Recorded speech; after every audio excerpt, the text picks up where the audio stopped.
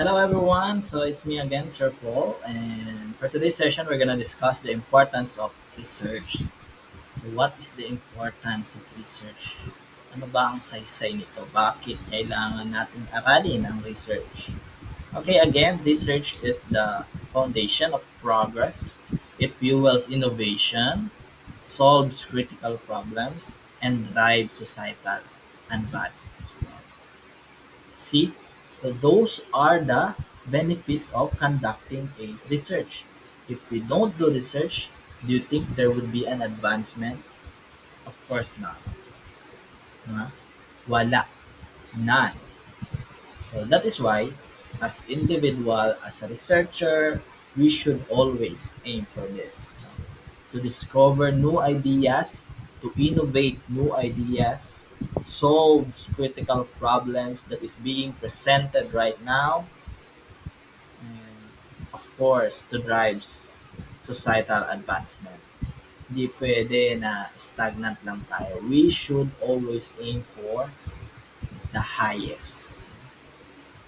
Excellence. Always aim for excellence. So that's the best thing. Okay, let me share you the benefits of research. We have here number one, new discoveries. Research leads to groundbreaking discoveries that improve our understanding of the world. Of course, when we do research, we discover new things. From the research gap na nakita natin by reading RRLs, RRS, no, makagagawa tayo ng bagong discovery.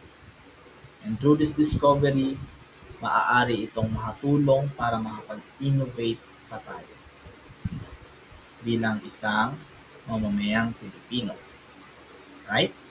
Next, we have technological advancement. Research fuels innovation and development in fields like medicine, engineering, and communication. Alam naman natin na nasa digital world na tayo.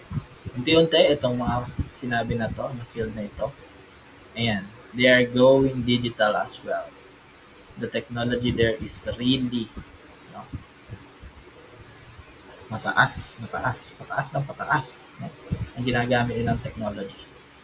Just for instance, sa medicine natin, ano, ang pagsisiyasat para sa mga mahabagong gamot na mapaglulunas sa mga karamdaman na meron ang mga tao.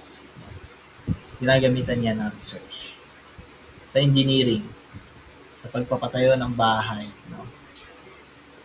Of course, ng mga building and other infrastructures, there should be a research before they build those.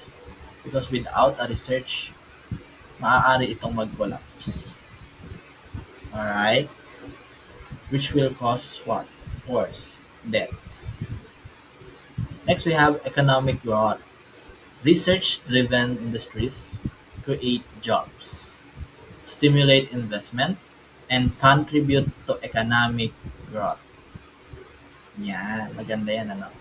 Ang mga country, no, na aktibo sa paggawa ng research, sila yung mga umuunlad. Kagaya ng mga bansang Japan, US, no?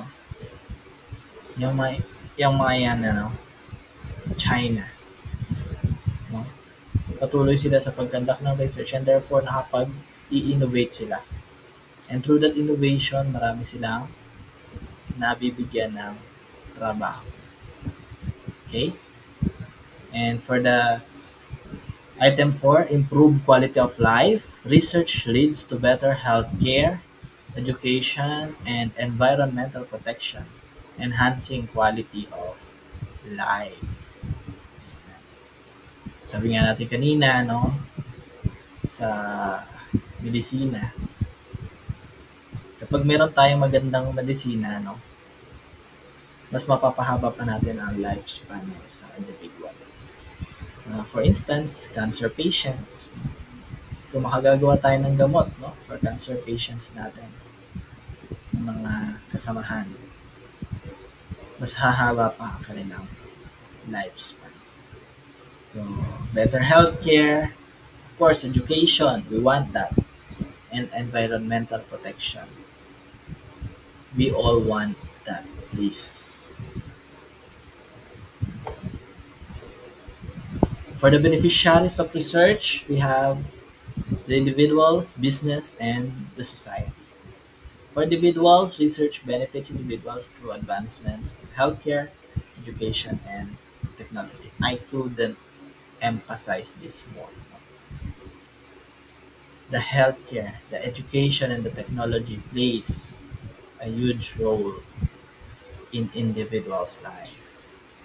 Nandiyan ang mga tao nagkakasakit na kailangan nila ng maayos na healthcare. Please, ang mga nangangarap na mga young minds, individual, na makapagtapos. No? Of course, that's education. Please, technology as well, which is a pivotal key, no, to success in today's fast-paced world. Next, we have businesses. Businesses leverage research to develop new products, improve processes, and gain a competitive edge. Alam naman natin na ang mga businesses na nagbibigay ng trabaho sa mga mamamayan natin, of course, magbe-benefit din sila sa research. So they do market research, no? And then through the market research, na-discover nila na ganito pala ang gusto ng mga tao sa product nila. Then they will work on it. And then they will sell it to the people, no? To their target market. And for the next one, we have society. Research drives societal progress by addressing global challenges like climate change, poverty, and disease. Okay? Of course, we know that society, dyan tayo nabubuhay. Kailangan natin tulungan ng ating lipunan na magsagawa ng mga research. Para ano? Para malaman natin kung saan pa tayo patungo, saan pa tayo papunta, di ba? Bilang isang mamamayan. Okay? Let us proceed now with the statement of the problem. Despite its importance, research funding is often insufficient, leading to delays in progress and missed opportunities. Of course, when doing a research, we also need money. We need funds. That's why we are requesting for grants. If we are affiliated with the university, of course, we request funds there. No?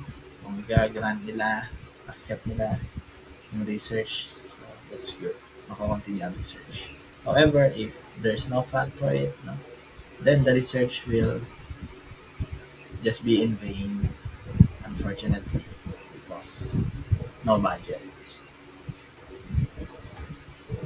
So, here are the proposed solutions, no? Para mas marami pa tayong research na ma-publish, marami pa tayong research na may sagawa. Number 1, increase funding. Boosting research funding allows for more projects, wider exploration, and faster breakthroughs. Alam naman na natin na ang pera ang isa sa nakatutulong upang mapabilis ang pag-publish ng ating mga research. So, in other publication, Scopus website, they are asking for a fee para ma-publish ang iyong research. While meron naman din naman, no, ng mga libre, yung talagang if quality na very high quality ang iyong research, ikaw pa ang babayaran. Next, we have collaboration. Encouraging collaboration between researchers, institutions, and industries fosters innovation and maximizes impact. Okay? So, of course, collaboration is really helpful, no? Especially during your presentation. No? So, mas nakikritik nila yung study mo, and then if you presented it in the conference, no, kung meron sila makita, no, they could adjust. They could help you adjust your study before you publish it. And for the last one, of course, we have public awareness. Raising public awareness about the importance of research, promote support, and investment. All right. So through that, you will gain a community that also supports that kind of study. So that would be all for today's session. I hope that you have learned a lot for this session. So please do not forget to subscribe in our channel, ring the notification bell para updated ka sa mga posts natin. I'll see you on the next one. Bye-bye.